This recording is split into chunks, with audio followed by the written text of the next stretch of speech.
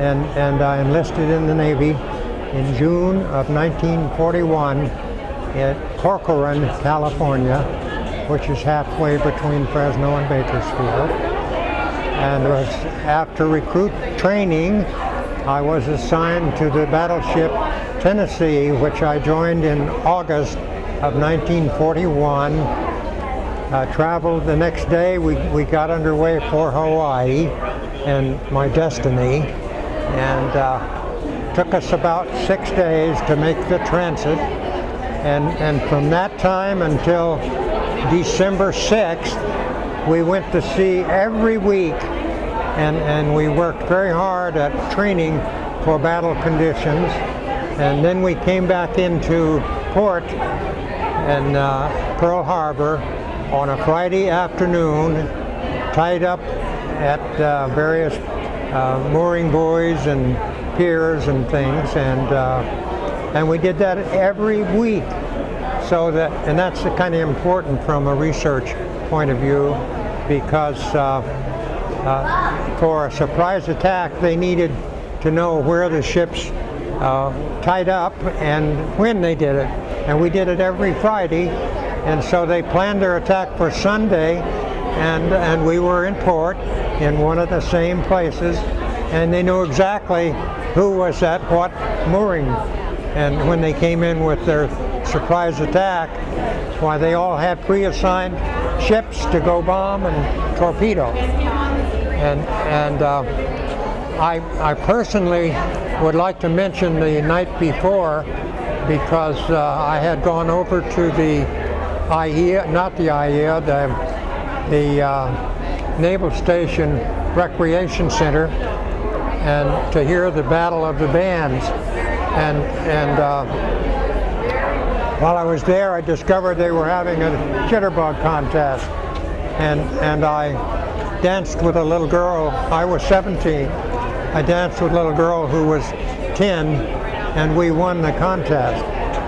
We immediately lost each other the next day, and so 59 and a half years later, that little girl had grown up, and she found me, and we've been in the news ever since. At the 65th anniversary, they did a feature of us on the Today Show. Our local newspapers, and so I'm famous, but not for Pearl Harbor. It's for the dancing.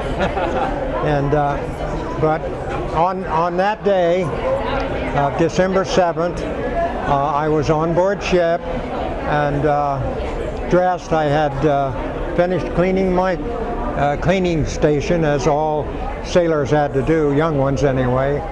And about 7:55, General Quarter sounded. We thought it was a drill, and we were all mad about it. And so we were kind of grudgingly going off, and then there was a big boom. I was 3 decks down. A big boom, and you know, whoa, what's this? And so we started moving a little faster, and there was another boom, and that boom was bombs going off on Ford Island next door to the battleship Row. What ship were you on? Tennessee. Yes, and we were geographically right in the center of Battleship Row. We're from Tennessee, so. Yeah. Okay. And I was a lookout, so my battle station was in the foretop. That's the big mast going up, the one that's forward, and it's got a little crow's nest on the top, and so I was a lookout. That was my job. What was your rank? I was a seaman second class, and which is about the lowest guy on board the ship. 17, right? Yeah, right. Did you have to lie about your age? No. Well, my mother's signed for me. Okay. Yeah, that's how I got in. And at any rate, the way the thing was executed, they had hardly finished bombing Ford Island, then the torpedo planes started in for Battleship Row. And of course, the torpedo planes all tried to come in on each ship perpendicular as close as they could, because if they fired at an angle, the torpedo might skip. So they tried, and they did. They got up, lined up, and got as much straight away as they could in the configuration. And it seemed to work beautifully, because I watched, they had 40 torpedo planes, and I watched an awful lot of them drop their torpedoes, and I didn't see a single one that failed to explode. And, I also didn't see a single occasion when torpedo planes and bombing planes interfered with each other. They really had planned it well, and they really had executed it well, and they moved real fast.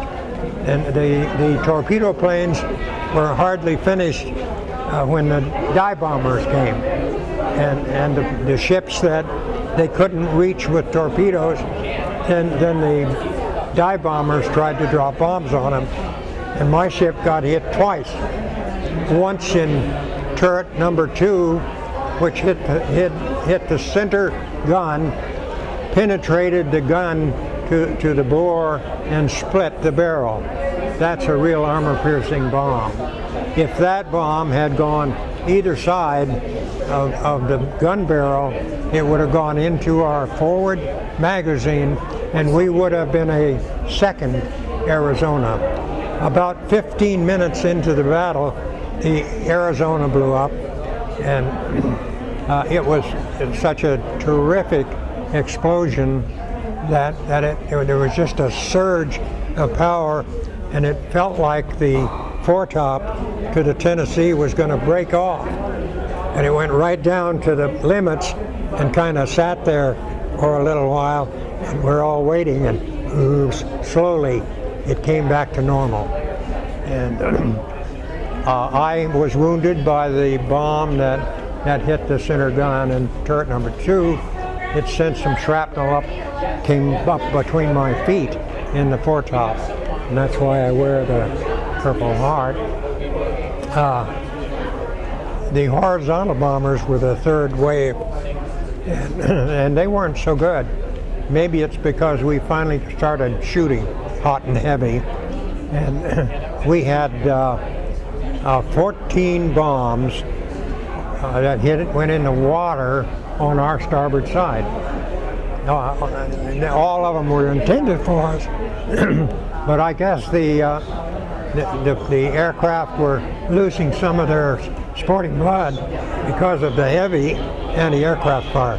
It was just full with bursts of anti-aircraft fire, and these guys, I noticed, they seemed to get higher and higher, and that's good, because we didn't want to get hit anymore.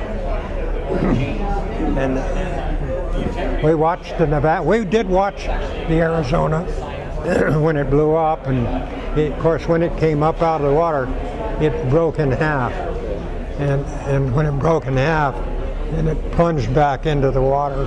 The whole forward section was burning, and total fire. The fuel oil was everywhere, and there was so much fuel oil burning around the stern of the Tennessee that it melted all of the rivets in our stern.